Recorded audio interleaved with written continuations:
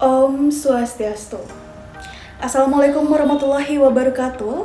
Shalom, Namo Buddhaya, salam kebajikan, salam sejahtera bagi kita semua dan salam harmoni. Pada pertemuan kali ini, kami akan membahas tentang jenis-jenis bahan ajar pada mata kuliah pengembangan bahan ajar yang diampu oleh Profesor Dr. Desa Putu Parmiti, MS, dan Bapak Alexander Hamonangan Simamora, SC MPD. Sebelumnya perkenalkan kami dari kelompok 2 yang terdiri dari 3 orang. Saya Nimadika Villa Dumea Santi, rekan saya Kadek Sevi Widiantini, dan Niputu Brenda Kirania.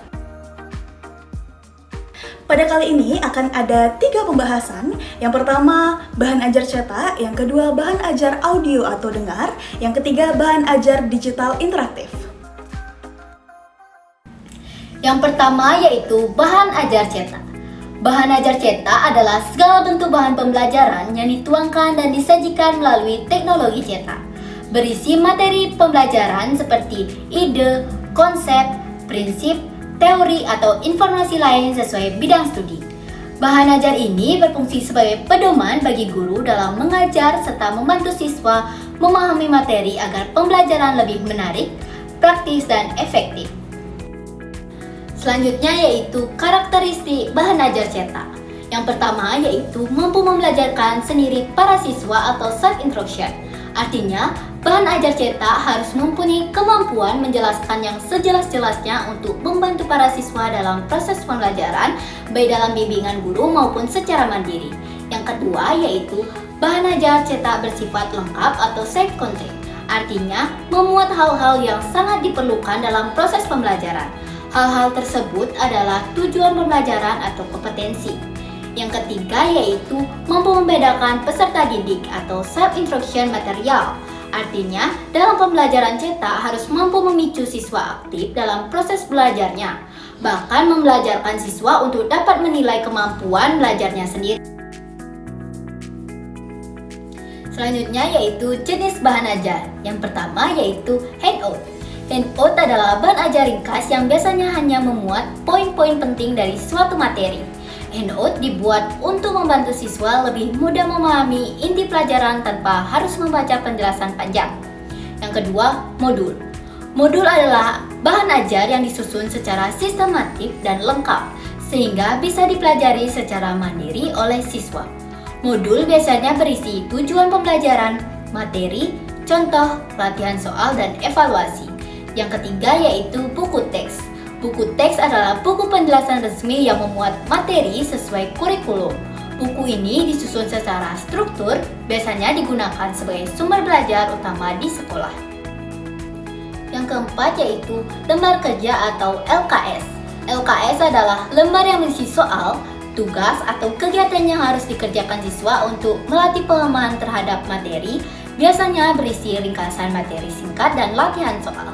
Yang kelima dan yang terakhir yaitu jurnal. Jurnal adalah catatan atau tulisan ilmiah yang berisi laporan hasil penelitian atau kajian tertentu. Dalam konteks pembelajaran, jurnal juga bisa berarti catatan harian siswa atau guru mengenai kegiatan belajar yang sudah dilakukan. Yang kedua, bahan ajar audio atau dengar. Bahan ajar audio merupakan salah satu jenis media pembelajaran yang menyampaikan informasi melalui suara tanpa dukungan gambar ataupun visual. Isi audio bisa berupa musik, narasi, dialog, atau musik pendukung tertentu yang dirancang untuk memperkuat pemahaman materi. Bahan ajar audio memiliki kelebihan dan kekurangan.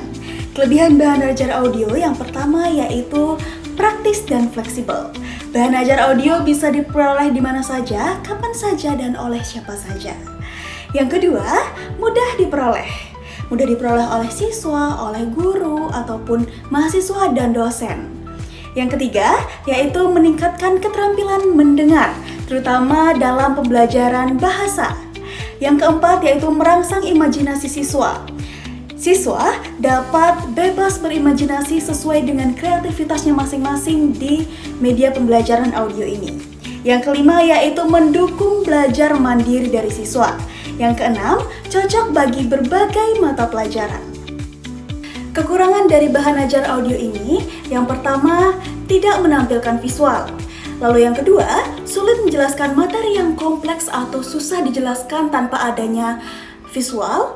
Yang ketiga, risiko menimbulkan kebosanan karena tidak ada gambar yang ditunjukkan di sini. Dan yang keempat, keterbatasan kontrol dari peserta didik. Dan yang terakhir, yang kelima, yaitu kualitas suara berpengaruh besar pada bahan ajar audio ini, karena jika ada gangguan sedikit saja akan memecah konsentrasi daripada peserta didik. Bahan ajar audio juga memiliki manfaat, yaitu memberikan ilustrasi yang lebih nyata kepada siswa, jadi siswa bisa berimajinasi dengan nyata dengan mendengarkan audio ini. Lalu yang kedua, menjadi pemicu untuk mempelajari keterampilan tertentu, terutama dalam berargumen atau berdebat. Yang ketiga, bermanfaat untuk pembelajaran mandiri karena siswa bisa mengakses di mana saja dan kapan saja. Selanjutnya yaitu tahap-tahap pembuatan bahan ajar audio. Yang pertama yaitu analisis kebutuhan dan karakteristik siswa. Yang kedua, merumuskan tujuan. Yang ketiga, penulisan naskah. Yang keempat, produksi media. Yang kelima, uji coba produk. Dan yang keenam, yang terakhir yaitu evaluasi produk. Yang ketiga adalah bahan ajar digital interaktif.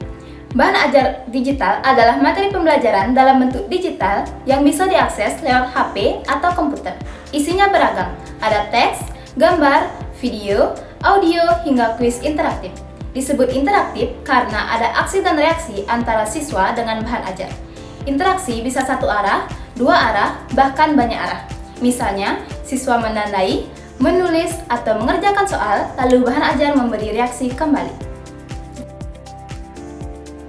Bahan ajar digital interaktif biasanya dikembangkan dengan model ADDIE. Nama ADDIE berasal dari singkatan 5 tahap utamanya. Yang pertama, analisis. Analisis yaitu menganalisis kebutuhan, tujuan pembelajaran, karakteristik peserta didik, serta konteks pembelajaran. Yang kedua, desain. Desain yaitu merancang strategi pembelajaran, memilih metode, media, bentuk evaluasi, serta menyusun alur kegiatan belajar. Yang ketiga, development, yaitu mengembangkan dan memproduksi bahan ajar sesuai rancangan. Yang keempat, yaitu implementation, yaitu menerapkan rancangan pembelajaran dalam kegiatan nyata, baik di kelas maupun secara online. Dan yang terakhir, yaitu evaluation, yaitu mengevaluasi efektivitas pembelajaran baik secara formatif maupun sumatif untuk mengetahui apakah tujuan tercapai. Bahan ajar digital interaktif mempunyai banyak kelebihan. Yang pertama, menyajikan berbagai bentuk media pembelajaran seperti animasi, audio, video, dan teks, sehingga materi pembelajaran menjadi lebih menarik dan mudah dipahami. Yang kedua, melibatkan siswa secara aktif sehingga pembelajaran tidak monoton. Yang ketiga, mendukung pembelajaran mandiri dan fleksibel sesuai dengan gaya dan kecepatan belajar siswa. Yang keempat, mudah diakses kapan saja dan di mana saja. Dan yang terakhir, ekonomis karena tidak perlu mengeluarkan biaya cetak. Selain kelebihan, bahan ajar ini juga mempunyai kekurangan. Yang pertama, bahan ajar digital membutuhkan perangkat keras dan software khusus. Yang kedua, berpotensi menurunkan interaksi sosial secara langsung antara siswa dan juga guru.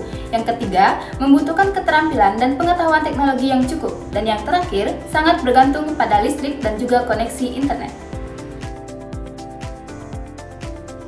Ada banyak manfaat dari bahan ajar digital interaktif. Yang pertama, desainnya yang menarik membuat siswa lebih termotivasi untuk belajar.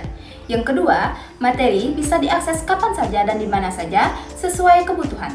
Yang ketiga, mendukung gaya belajar yang beragam. Yang keempat, memberikan umpan balik secara langsung. Yang kelima, membantu guru menyampaikan materi secara terstruktur. Dan yang terakhir, lebih ramah lingkungan karena tidak memerlukan banyak kertas. Kesimpulan dari materi ini yaitu bahan ajar hadir dalam berbagai bentuk, yaitu cetak, audio, dan digital interaktif, yang masing-masing memiliki kelebihan dan perannya sendiri. Bahan ajar cetak masih menjadi sumber belajar utama karena praktis, lengkap, serta mudah dipelajari secara mandiri, baik berupa handout, modul, buku teks, LKS maupun jurnal. Bahan ajar audio menjadi pilihan alternatif dengan mengandalkan suara untuk menyampaikan materi.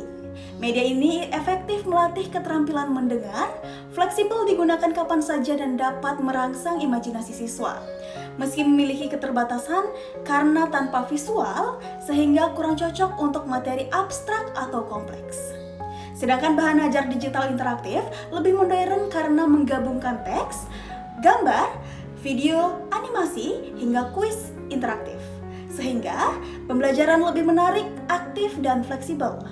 Namun, media ini memerlukan perangkat, keterampilan teknologi, serta akses internet.